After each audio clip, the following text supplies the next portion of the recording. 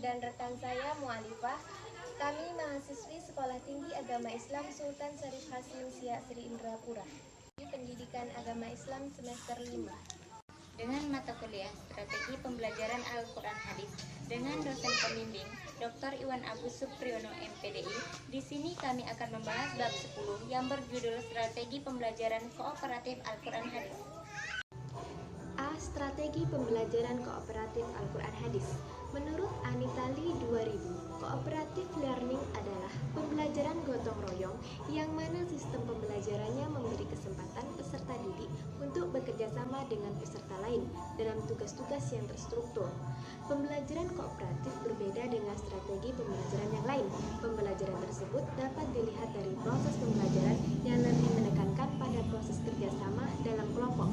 Dalam pembelajaran kooperatif, tujuan yang lain ingin dicapai bukan hanya tujuan akademik atau pengetahuan kompetensi, akan tetapi juga unsur kerjasama dalam upaya mengusahakan kompetensi tersebut. Penekanan pada kerjasama inilah yang menjadi ciri khas dari pembelajaran kooperatif.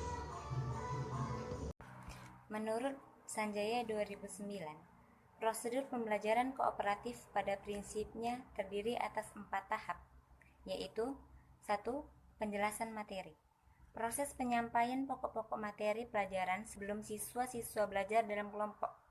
Tahapan ini bertujuan untuk memberikan pemahaman kepada siswa terhadap pokok materi pelajaran. Yang kedua, belajar dalam kelompok. Pada tahap ini, siswa bekerja dalam kelompoknya masing-masing yang telah dibentuk sebelumnya. Kelompok dibentuk secara heterogen dan mengakomodasi sebanyak mungkin variabel pembeda. Melalui pembelajaran dalam kelompok, siswa didorong untuk melakukan tukar-menukar informasi dan pendapat, mendiskusikan permasalahan secara bersama, membandingkan jawaban mereka, dan mengoreksi hal-hal yang kurang tepat.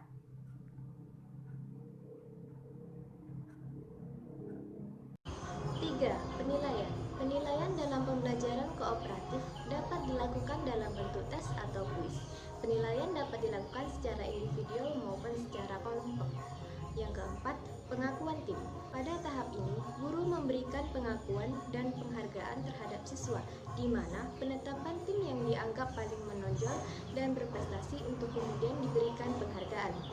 Dari beberapa definisi di atas, dapat diperoleh bahwa pembelajaran kooperatif memerlukan salah satu pembelajaran efektif dengan cara membentuk kelompok-kelompok kecil untuk saling bekerja sama, berinteraksi, dan bertukar pikiran dalam proses belajar. Dalam pembelajaran kooperatif, belajar dilakukan belum sesuai jika salah satu teman kelompok belum menguasai bahan pengajaran. C. Tahapan-tahapan strategi pembelajaran kooperatif Al-Quran Hadis. Menurut Nur 2000, prinsip pembelajaran kooperatif adalah sebagai berikut. Yang pertama, setiap anggota kelompok atau siswa bertanggung jawab atas segala sesuatu yang dikerjakan dalam kelompoknya. Yang kedua, setiap anggota atau kelompok harus mengetahui bahwa semua adalah anggota. Yang ketiga, kelompok mempunyai tujuan yang sama. Yang keempat, setiap anggota kelompok atau siswa harus membagi tugas dan tanggung jawab yang sama di antara anggota kelompoknya. Yang kelima, setiap anggota kelompok siswa akan dikenai evaluasi.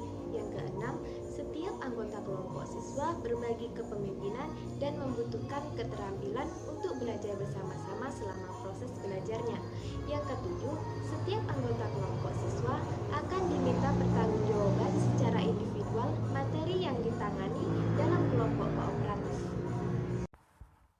Terdapat beberapa langkah-langkah dalam model pembelajaran kooperatif, yaitu yang pertama, menyampaikan tujuan dan motivasi siswa. Yang kedua, menyajikan informasi.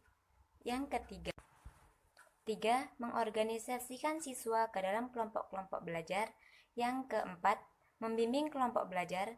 Yang kelima, evaluasi. Dan yang keenam, memberikan penghargaan. D. Kelebihan dan kekurangan strategi pembelajaran kooperatif Al-Quran Hadis. Yang pertama, kelebihan strategi pembelajaran kooperatif. A. Melalui strategi pembelajaran kooperatif, siswa tidak perlu menggantungkan pada guru, tetapi dapat menambah kepercayaan, kemampuan berpikir sendiri, menemukan informasi dari berbagai sumber, dan belajar dari siswa yang lain. B. Strategi pembelajaran kooperatif dapat mengembangkan kemampuan mengumpulkan ide atau gagasan dengan kata-kata secara verbal dan membandingkannya dengan ide-ide orang lain. C. Strategi pembelajaran kooperatif dapat memberdayakan setiap siswa untuk lebih bertanggung jawab dalam belajar. D. Strategi pembelajaran kooperatif merupakan strategi yang cukup ampuh untuk meningkatkan prestasi akademik sekaligus kemampuan sosial. Yang kelima, strategi pembelajaran kooperatif dapat memberdayakan setiap siswa untuk lebih bertanggung jawab. Yang keenam, strategi pembelajaran kooperatif dapat mengembangkan kemampuan siswa untuk menguji ide pemahaman sendiri dan menerima umpan balik.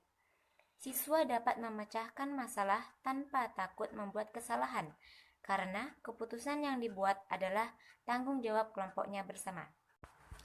Yang ketujuh, strategi pembelajaran kooperatif dapat meningkatkan kemampuan siswa dalam mengelola informasi dan kemampuan belajar abstrak menjadi nyata.